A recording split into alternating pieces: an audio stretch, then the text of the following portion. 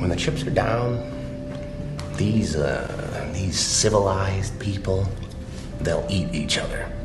You are the unvaccinated. You are the problem. It is the unvaccinated who are the problem, period, end of story. The only people that you can blame, this isn't shaming, this is the truth.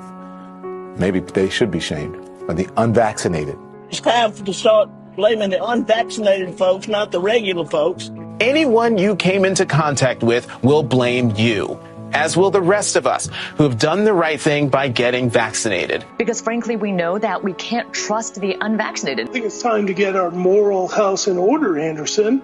It's the unvaccinated who are the threat. All of us vaccinated folks are going to start wearing masks to protect the unvaccinated folks.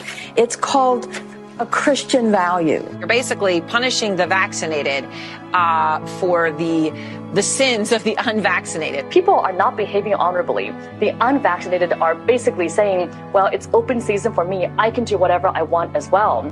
The unvaccinated are basically beating their breasts and running around the country saying, we don't care, we're living free, and so forth. We've been patient, but our patience is wearing thin. The unvaccinated, a group that includes children and people acting like children. And the rest of us are starting to get pissed off. The vaccinated feel the unvaccinated are making me upset or angry. This is not about freedom or personal choice. Well, my freedom is being kind of disturbed here. No. Screw your freedom. The other day, Howard Stern weighed in with a much different approach. Take a look.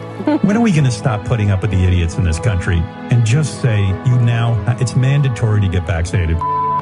Their freedom. But you're treading on our freedom and you're making other people sick, and really you're killing other people. The anti-vaxxers, they seem to have a thing for death and home remedies. The anti-maskers turned anti-vaxxers are not just putting their own lives at risk.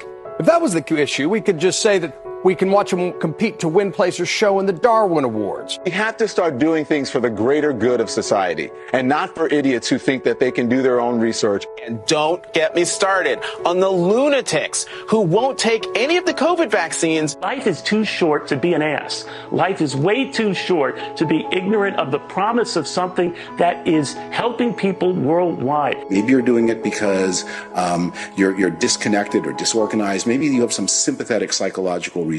But maybe you're just being antisocial. Oh, you can't shame them. You can't call them stupid. You can't call them silly. Yes, they are. Those who are not vaccinated will end up paying the price. The unvaccinated should be taxed. They should pay more for health care. We need to start looking at the choice to remain unvaccinated the same as we look at driving while intoxicated. We're going to see, and I've said, almost two types of America. Dr. Fauci said that if hospitals get any more overcrowded, they're going to have to make some very tough choices about who gets an ICU bed. That choice doesn't seem so tough to me.